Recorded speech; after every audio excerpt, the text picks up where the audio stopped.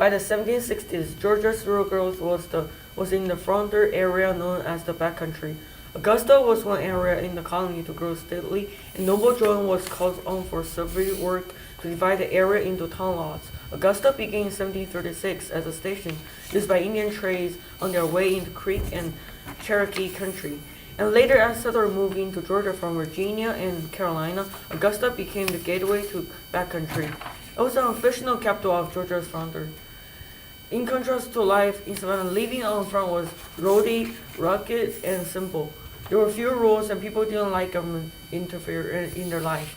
The new settlers were primarily small-scale farmers. A family plan might include simple tools, guns, a spinning wheel, and kitchen items such as churned iron pots and dippers, and settlers often used their work gathering. The trustees nor the royal colony never had a school system in Georgia, but children were taught mainly by their parents. Girls usually would learn from their mothers on how to manage a household, and boys were mainly taught from their fathers on how to trade or how to farm.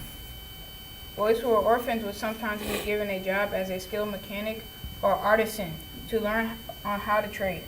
Girls who were orphans might be given a job to another family to learn household skills.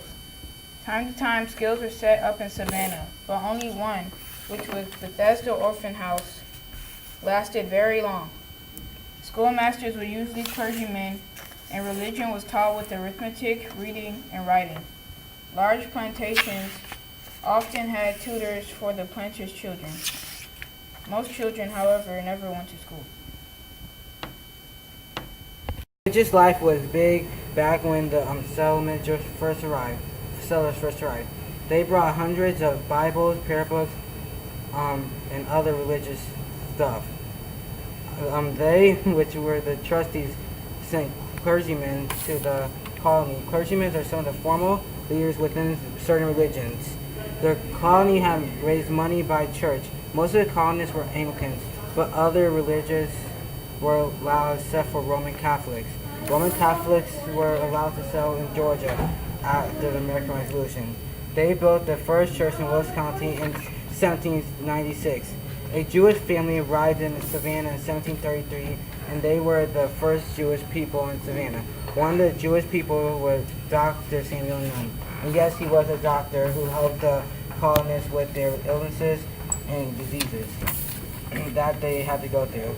There were two Anglican clergymen. One was named John, and another was named Charles Wesley, who came in 1736 to point Indians and some of the colonists to Christ.